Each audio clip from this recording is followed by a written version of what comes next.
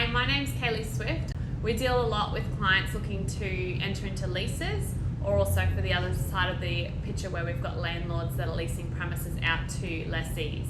As part of these lease arrangements, often there are security bonds or bank guarantees that are required in order for the lease to be upheld. So I'll go through and talk to you basically about the differences and what each of those means. So essentially with leases, often they'll ask for what's called a bank guarantee. Now sometimes this can be paid via cash, so a cash bond, or otherwise it is an actual bank guarantee. So I suppose the difference between the two. So with the amount of the bank guarantee or cash bond, it's generally dependent on the landlord and what their requirements are. And that's generally based on how long the lease term is. You know, if you're entering into a 12-month lease, they may only ask for a month up front. Obviously, if you're entering into a much larger term lease, so 5 years, they may need anywhere between, say, 3 and 6 months as the bank guarantee or cash bond amount.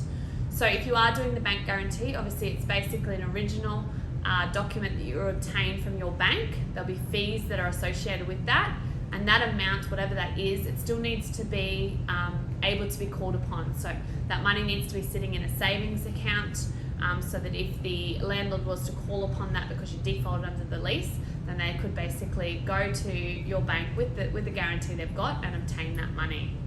Obviously, if it was paid by cash, quite simple. You're simply transferring the cash into potentially the property agent's trust account, or if there is no agent involved, it may be directly to the landlord's solicitor even. The other thing to be aware of with leases is if you are entering into a lease under the entity, with the leasing entity as a company, often, you know, companies are set up for particular purposes, so it could be just a $2 company with no assets or no liabilities against its name because it's just been newly created, and so the landlord will often want what is called a personal guarantee by the directors. So that means that whatever personal assets the director or directors, if there's more than one, holds, the landlord is able to basically claw upon them if the landlord defaults under the lease, and, you know, maybe they've already exhausted that bank guarantee that's been paid or the cash bond, and therefore they're now coming after the directors personally.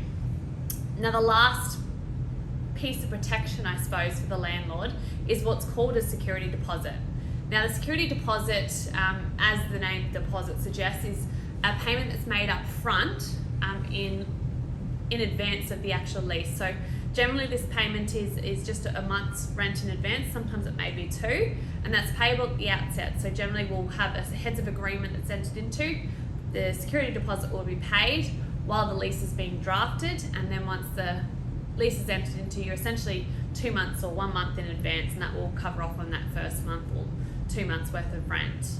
So they're the 3 main, I suppose, types of protection that are put in place for landlords to ensure that if the lessee does default under a lease, that they can claw back on certain costs or bank guarantees or deposits they hold to make sure that the lease obligations are met and rent that is paid.